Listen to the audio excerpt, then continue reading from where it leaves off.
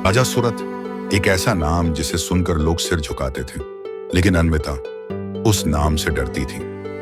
मोटी रानी सुमित्रा, जिसका हर सपना था अपनी बेटी को हंसते देखना, क्या जानती थी कि जिस हाथ से राजकाज चलता है वो हाथ उसकी बेटी की रूह को रोज कुचलता है। अन्विता दरवाजा बंद होते ही कांपने लगती थी। उसके आंसू रात में तकिए में भीग जाते और सुबह महल की चमक में छिप जाते।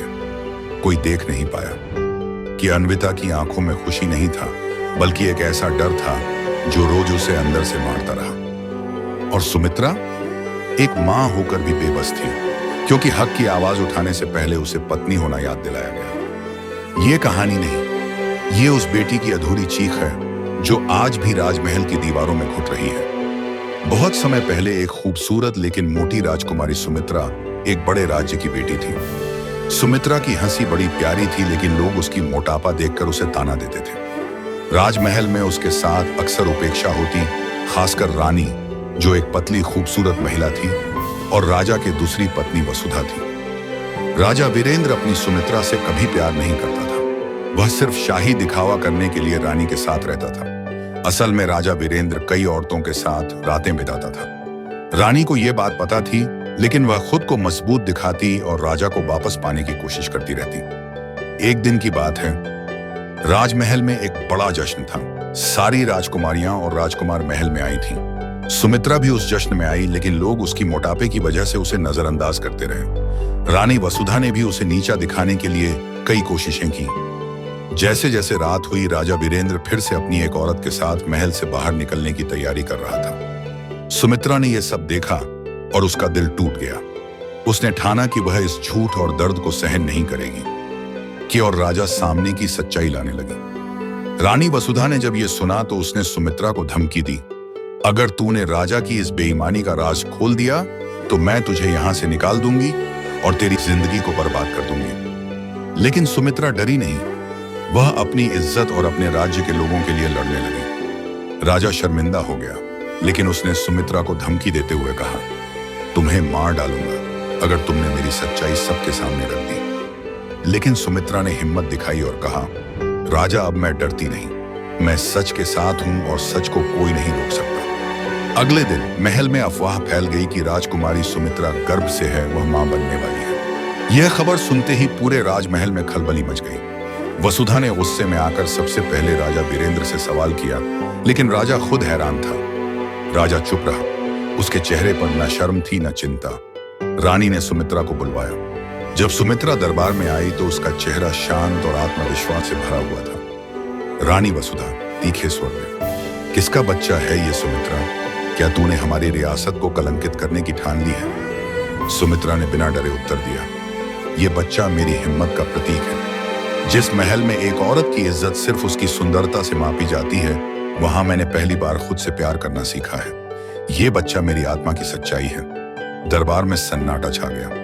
राजा वीरेंद्र, तू कहना क्या चाहती है? सुमित्रा, मैं कहना चाहती हूं कि मैंने वो जीवन चुना है जिसमें मैं अपने मन से चल सकूं, न कि किसी की कृपा या शर्म के नीचे दबकर नहीं। सुमित्रा की बातों के बाद दरबार में कुछ पल सन्नाटा रहा। फिर सबने एक दूसरे की ओर सवालों भरी निगाहों से देखा। वसुधा की आंखों में आग थी, लेकिन राजा वीरेंद्र अब भी मौन था, जैसे उसे भीतर से कुछ समझ आ रहा हो। कुछ महीनों बाद महल के एक शांत कोने में चांदनी रात में सुमित्रा ने एक सुंदर स्वस्थ बेटी को जन्म दिया।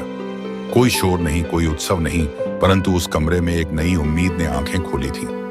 दाई मां ने सुमित्रा की ओर देखा और कहा, दाई मां, राजकुमारी ये बेटी तो जैसे रोशनी बनकर आई है। आपने इसका नाम क्या सोचा है? सुमित्रा ने अपनी बच्ची को सीने से लगाया और मुस्कुराते हुए कहा, इसका नाम होगा अन्विता, जिसका अर्थ है जिसे अर्थ मिला हो, क्योंकि मेरी बेटी इस दुनिया में बिना किसी शर्म या डर के जीना सीखेगी। राजमहल के दीवाने खास में राजा वीरेंद्र तेज कदमों से टहल रहा था। उसकी आंखों में गुस्से की आग थी। जैसे ही उसे पता चला कि सुमित्रा ने एक बेटी को जन्म दिया है, वह क्रोधित होकर गड़गड़ाने लगा। राजा वीरेंद्र चिल्लाते हुए, एक और कलंक, एक नाजायज संतान। सुमित्रा ने मेरी रियासत पर धब्बा लगाया है। उस बच्ची को आज ही खत्म कर दो। रानी, जो हमेशा सुमित्रा से ईर्ष्या करती थी, धीरे से मुस्कुराई। रानी वसुधा शांत स्वर में, राजन, जो आप चाहें वही होगा। लेकिन ध्यान रहे जनता अब सुमित्रा को देवी मानने लगी है। राजा वीरेंद्र गुस्से में अपने सैनिकों को बुलाता है। सुमित्रा अपने नवजात बेटी अन्विथा को गोदी में लेकर महल के एक गुप्त कमरे में बैठी थी। जैसे ही उसे राजा की मंशा का पता चला, उसके चेहरे पर डर के साथ मां का साहस भी दिखा। सुमित्रा, दाई मां से मैं अपनी बेटी को नहीं खो सकती। वह मेरे जीवन का अर्थ है। उसे इस महल से दूर ले जाना होगा, जहां वह सुरक्षित रह सके। दाई मां रोते हुए सिर हिलाती है। उसी रात सुमित्रा अपनी बेटी को एक मोटी कंबल में लपेटकर भरोसेमंद सेवक के साथ एक दूसरे राज्य की रानी के पास भेज देती है, जो उसकी सहेली थी। दूसरे राज्य की रानी ने अन्विथा को गोद ले लिया। वहीं एक नया नाम दिया गया, अन्विथा, रोशनी की बच्ची। वह बचपन से ही चतुर, शांत और तेज बुद्धि वाली थी। उसे नहीं पता था कि उसकी असली मां कौन है। रानी स्नेह से, तू हमारे लिए वरदान है अन्विथा। एक दिन तू बहुत बड़ी बनेगी। अन्विथा खिलखिलाकर हंसती है और फूलों के बाग में दौड़ती है। राजमहल में सुमित्रा एकांत में जीने लगी। हर दिन वो महल की ऊंची छत पर जाकर आकाश की ओर देखती, मानो किसी को पुकार रही। उसके मन में सिर्फ एक ही सवाल था, क्या अन्विथा सुरक्षित है? सुमित्रा मन ही मन। एक दिन वो लौटेगी और उस दिन ये सच्चाई पूरी दुनिया जानेगी। अब अन्विथा 18 वर्ष की हो चुकी थी। वह हर बात समझने लगी थी। एक दिन वह महल के पुस्तकालय में एक पुरानी डायरी ढूंढ निकालती है, जो उसकी पालने वाली मां, दूसरे राज्य की रानी की नहीं बल्कि सुमित्रा की लिखी हुई थी। उसमें लिखा था, मेरी बेटी, अगर तू ये पढ़ रही है तो जान ले, तू किसी आम राजकुमारी की संतान नहीं है।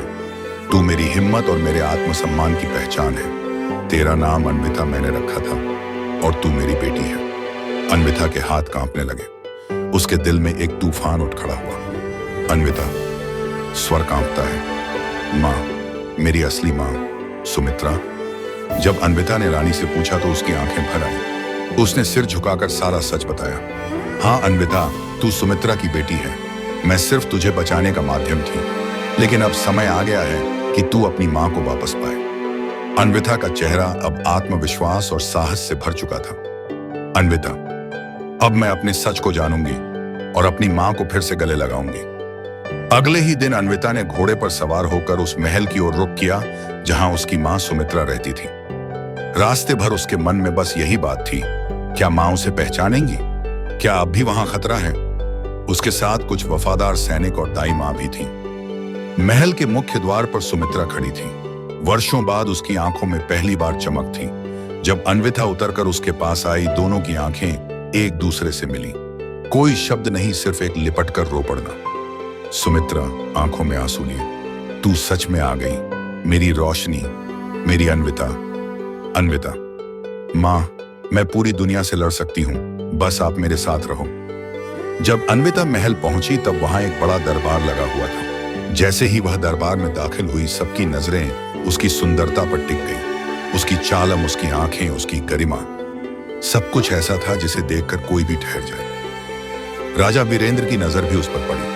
उसे पता नहीं था कि यह वही बच्ची है जिसे उसने जन्म से पहले मिटा देने की कोशिश की थी। राजा वीरेंद्र धीरे से मंत्रमुग्ध होकर, यह कौन है? कौन है यह अनोखी सुंदरता? दरबारियों ने बताया, यह दूसरी रियासत की राजकुमारी अन्विथा है। राजा ने उसे अपनी महल की अतिथि बना लिया। अब उसके मन भाव नहीं बल्कि विकृत आकर्षण पनपने लगा था। एक रात राजा वीरेंद्र ने अन्विथा को अपने कक्ष में बुलवाया। वह शानदार पोशाक में आई, लेकिन भीतर से घबराई हुई थी। तुम्हारी सुंदरता अनोखी है। मुझे नहीं लगता मैंने तुम्हें पहले कभी देखा है। तुम्हें देखना मेरे लिए सौभाग्य है। अन्विथा चौंकी। उसके भीतर कुछ कांप उठा। वो पीछे हटती है। अन्विथा, राजा वीरेंद्रम, क्या आप भूल गए कि आप मेरे पिता हैं? राजा स्तब्ध रह गया, जैसे किसी ने उस पर बिजली गिरा दी हो। राजा वीरेंद्र की हालत दिन ब दिन खराब होती जा रही थी। वह महल में चुपचाप बैठा रहता, लेकिन भीतर ही भीतर अन्विथा की छवि से घिरा रहता। उसकी आंखों में अब विकृति और मोह एक साथ पड़ रहे थे। मैंने जिस बेटी को जन्म दिया, वही अब मेरी आंखों का सपना बन गई है। यह कौन सा आकर्षण है? क्या यह सच में पाप है या कोई पूर्व जन्म का रहस्य? राजा अपने कुछ विश्वसनीय सैनिकों के साथ घने जंगलों में साधु भैरवनाथ के पास जाता है। यह साधु पिछली बार वाले से अलग है। यह एक तांत्रिक सिद्ध पुरुष है। राजा, हे महात्मा, एक प्रश्न है जो मेरी आत्मा को जला रहा है। अगर कोई पेड़ मैंने लगाया है और अब वह सुंदर फल दे रहा है, तो क्या मैं उस फल को खा सकता हूं? साधु भैरवनाथ कुछ क्षण राजा की आंखों में देखते हैं, फिर मंद मुस्कान देते हैं। साधु भैरवनाथ, राजा, संसार में कुछ फल ऐसे होते हैं जो भाग्य से मिलते हैं, और अगर भाग्य तुम्हारे साथ है तो कोई भी फल पाप नहीं होता।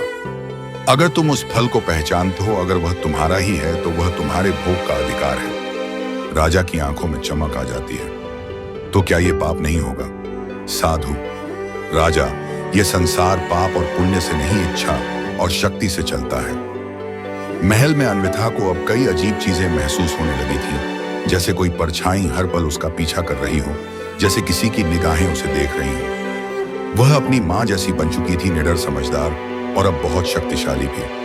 अन्विता आकाश की ओर देखते हुए, मां, आपने जो दर्द सहा, अब वही मेरे सामने खड़ा है, पर इस बार मैं झुकूंगी नहीं। महल में एकदम सन्नाटा है। रानी सुमित्रा माउमन मंद प्रकाश में बैठी है, आंखों में चिंता की गहराई। तभी अन्विता की सेना में से 2 विश्वासी सैनिक चुपचाप उसके पास आते हैं। सैनिक, रानी मां, हमें कुछ ऐसा पता चला है जिसे जानकर आप कांप जाएंगे। राजा वीरेंद्र अब उस सीमा को लांघ चुके हैं। उनकी नजर अन्विता पर है। रानी का चेहरा पीला पड़ जाता है, उसकी सांस रुक जाती है। तुम क्या कह रहे हो? हमने उन्हें भैरवनाथ तांत्रिक से बातें करते सुना है। अब यह सिर्फ समय की बात है। आपको निर्णय लेना होगा अभी, इसी क्षण।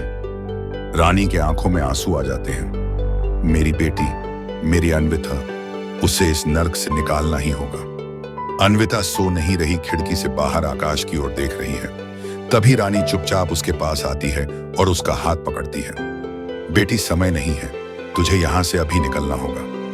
अन्विता चौंक जाती है। मां, लेकिन क्या हुआ? वो सब बाद में समझाना, तू बस विश्वास कर और चल मेरे साथ।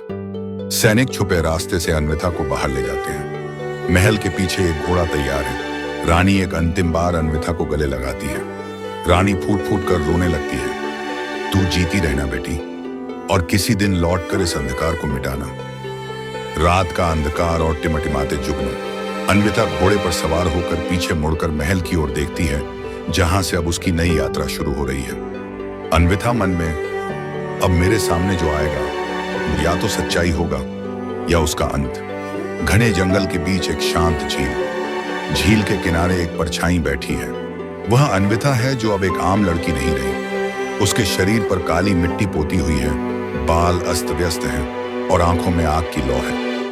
अब मैं राजकुमारी अन्विता नहीं, मैं सिर्फ एक छाया हूं, अंधकार में छिपी हुई। जब तक सही समय नहीं आता, मैं किसी को नहीं पहचानूंगी, खुद को भी नहीं। वह झील के पानी में अपना चेहरा देखती है, फिर अपनी ही परछाई पर काली मिट्टी मल देती है। कहानी के आगे का भाग भी बहुत जल्द आप सबके सामने होगा।